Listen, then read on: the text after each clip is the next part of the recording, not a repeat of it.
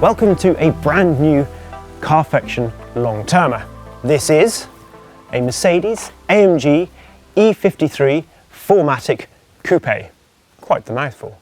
And in this first episode, because we're going to be doing lots of episodes over the coming months, looking at all the little details and things, this is just a sort of unboxing, as it were, because the internet loves an unboxing apparently. So I thought I'd tell you all about it. Starting with, if I go,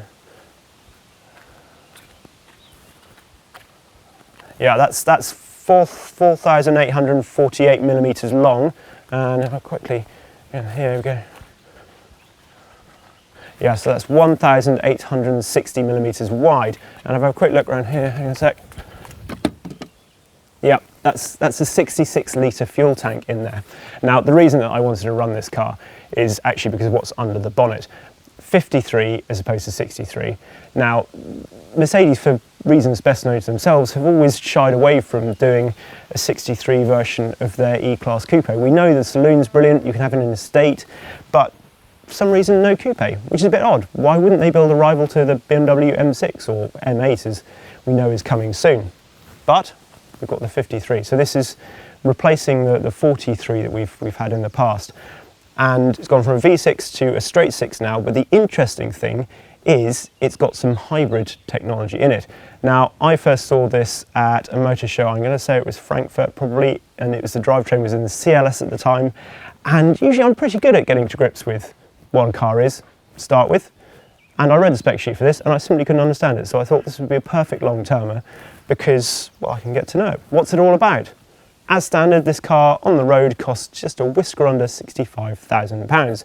However, I have spec'd a few bits over and above that. Let's start with the paint. Cavansite blue. I'm a sucker for dark blue. If I ever owned a Ferrari, I think it would have to be TDF blue. I think it looks fantastic. So that's just under £700 for the metallic paint.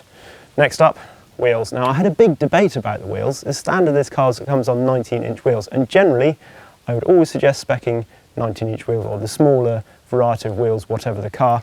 But I'm afraid it's such a big car, and with the smaller wheels, it just didn't look very good. So on went the wheels, and they cost £1,295.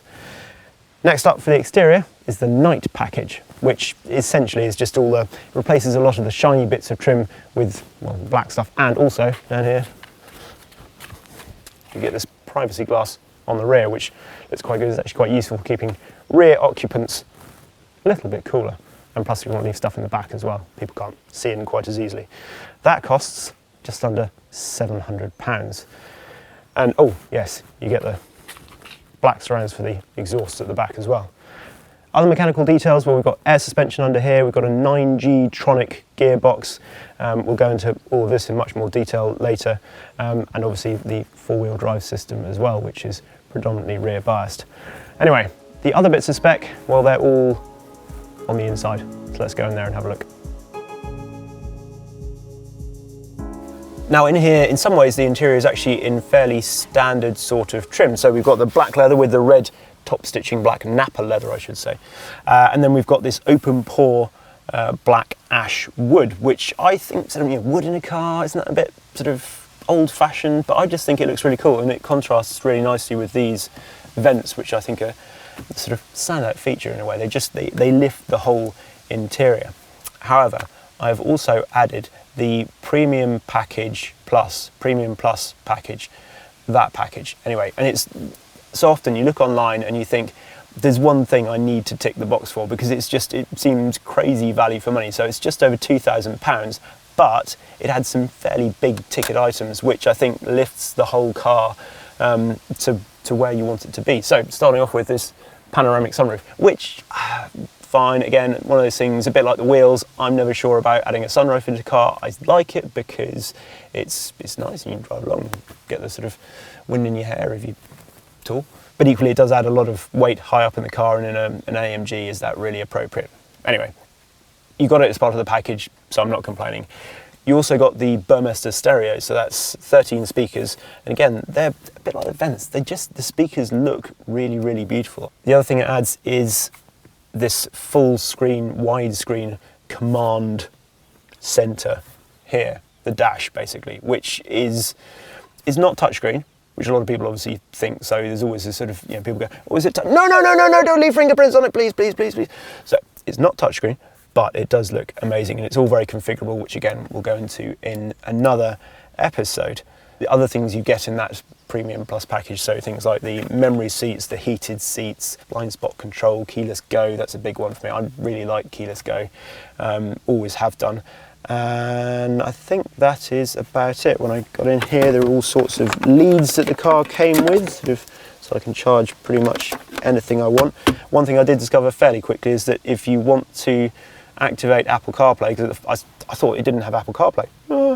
What am I going to do?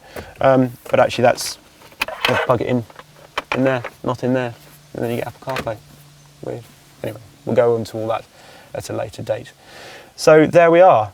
That is a quick unboxing of the Mercedes-AMG E53 4Matic Coupe, all of which took it up to a list price of just under £70,000, which is quite expensive. But it is a very lovely thing, and it does feel, to be honest, you sort of half think, why do you need to go up to the S-Class Coupe? And it feels like a lot more car than the C-Class Coupe, so I think it's a pretty cool thing.